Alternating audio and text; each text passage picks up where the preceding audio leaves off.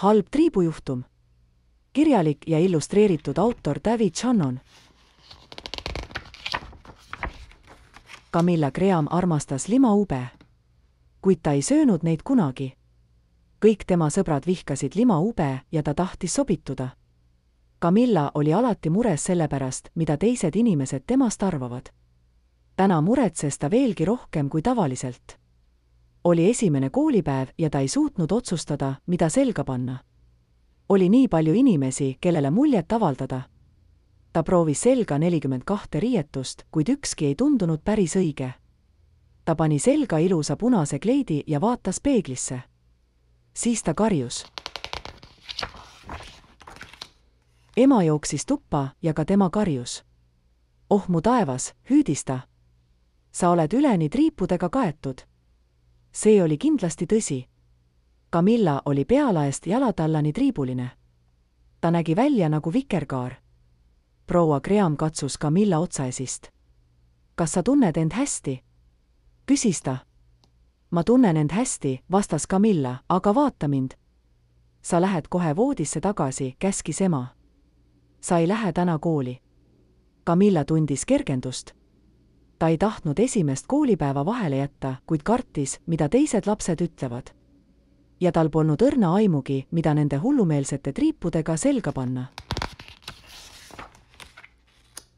Sel pärastlõunal tuli Trepumble Camillat uurima. Kõige erakordsem, hüüdis ta.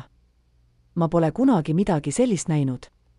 Kas teil on köha, aevastamine, nohu, valud, külmavärinad, kuumahood, pearinglus, unisus, õhupuudus või kontrollimatu tõmblemine? Ei, ütles Camilla talle. Ma tunnen end hästi. Noh, ütles Trepumble proua Grahami poole pöördudes, ma ei näe mingit põhjust, miks ta ei peaks homme kooli minema. Siin on mõned salvid, mis peaksid aitama need triibud mõne päeva jooksul puhastada. Kui seda ei juhtu, siis teate, kust minuga ühendust võtta. Ja ta läks. Järgmine päev oli katastroof. Kõik koolis naersid Camilla üle. Nad kutsusid teda Camilla värvipliiatsiks ja elava pulgakommiööks. Ta püüdis oma parima, et käituda nii, nagu oleks kõik normaalne, kuid kui klass ütles truuduse tõotuse, muutusid tema triibud punaseks, valgeks ja siniseks ning ta puhkes tähtedeks. Teised lapsed arvasid, et see on suurepärane. Üks karjus, vaatame lillasid täppe. Tõepoolest, Camilla muutus üleni lillaks. Keegi teine hüüdis, malelaud ja ruudumuster kattis tema nahka. Varsti hüüdsid kõik erinevaid kujundeid ja värve ning vaene Camilla muutus kiiremini, kui televiisoris saab kanaleid vahetada. Sel õhtul helistas kooli direktor härra Harms. Vabandust, proua Graham, ütles ta. Ma pean paluma, et sa hoiaksid Camilla koolist koju. Ta on lihtsalt liiga suur tähelepanu kõrvalejuhtimine ja ma olen saanud kõnesid teistelt vanematelt.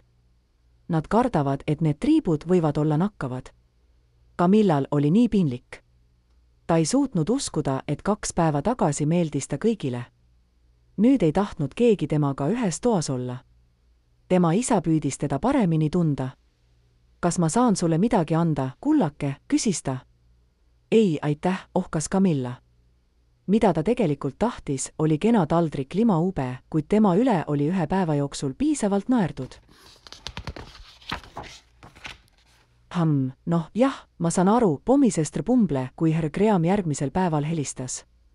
Ma arvan, et mul oleks parem spetsialistid kohale tuua. Me oleme kohe läbi. Umbes tund aega hiljem saabus Trepumble 4 pikkades valgetes kitlites inimesega. Ta tutvustas neile Grahamsi. See on Tregropp, Tresponge, Trekriket ja Triung. Seejärel asusid spetsialistid Camilla kallal tööle. Nad pigistasid ja torkisid, koputasid ja katsetasid.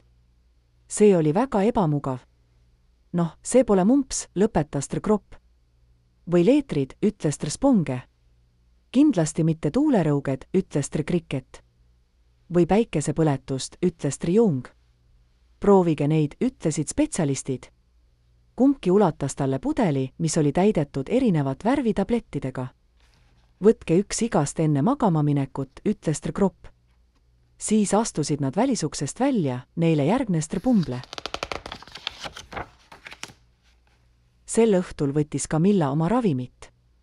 See oli kohutav.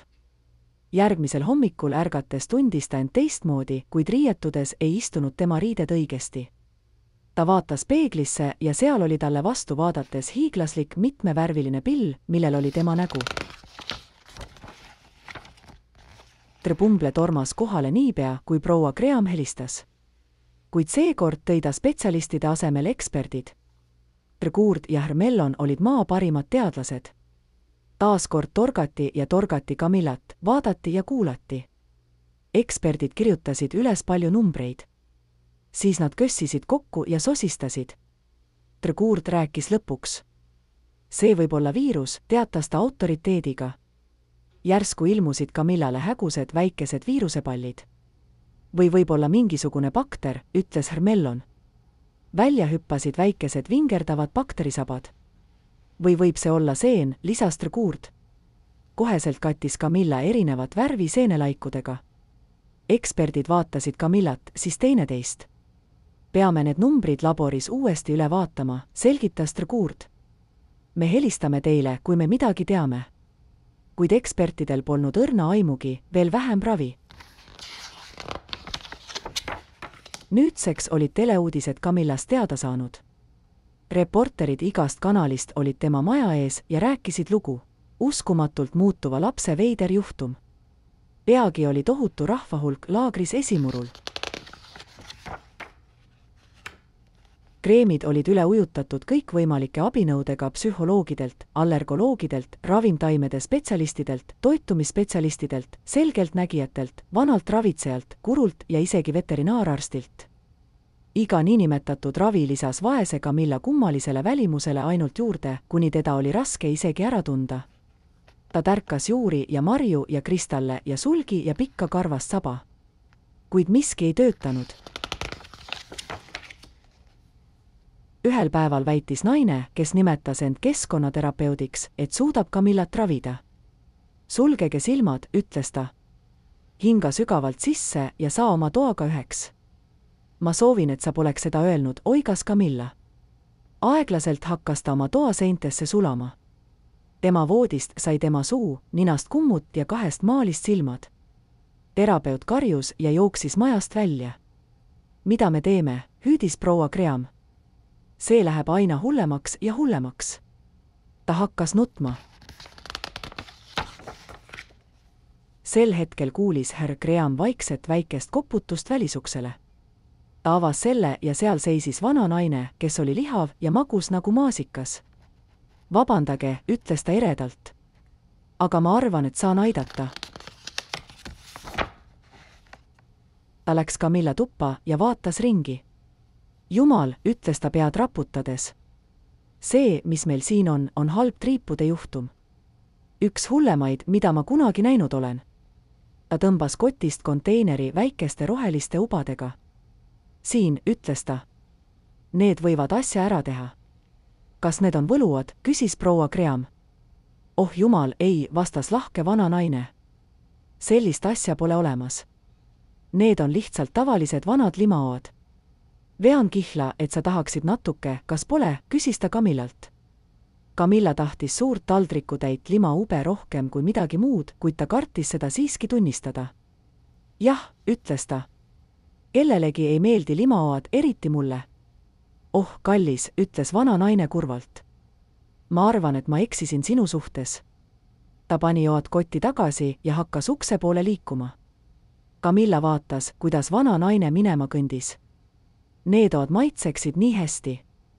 Ja see, et tema üle naerdi nende söömise pärast, polnud midagi võrreldes sellega, mida ta oli läbi elanud. Lõpuks ei suutnud ta seda taluda. Oodake, hüüdis ta. Tõde on. Ma tõesti armastan limaube. Ma arvasin nii, ütles vana naine naeratades. Ta võttis peotäie ube ja pistis need Camillale suhu. Ütles Camilla. Järsku hakkasid oksad, suled ja vingerdavad sabad kaduma. Siis keerles kogu tuba ringi. Kui see peatus, seisis seal Camilla ja kõik oli jälle normaalne. Ma olen terveks saanud, hüüdis ta. Jah, ütles vana naine. Ma teadsin, et tõeline sina on kuskil sees. ta patsutas Camillale pähe. Siis läks ta välja ja kadus rahva hulka.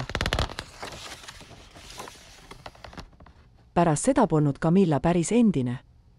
Mõned lapsed koolis ütlesid, et ta on imelik, kuid ta ei hoolinud sellest karvavõrdki. Ta sai kõik limoad, mida ta tahtis, ja tal polnud enam kunagi isegi triipe. Aitäh kuulamast! Ärge unustage meeldida, kommenteerige allpool ja tellige, kui soovite seda raamatut.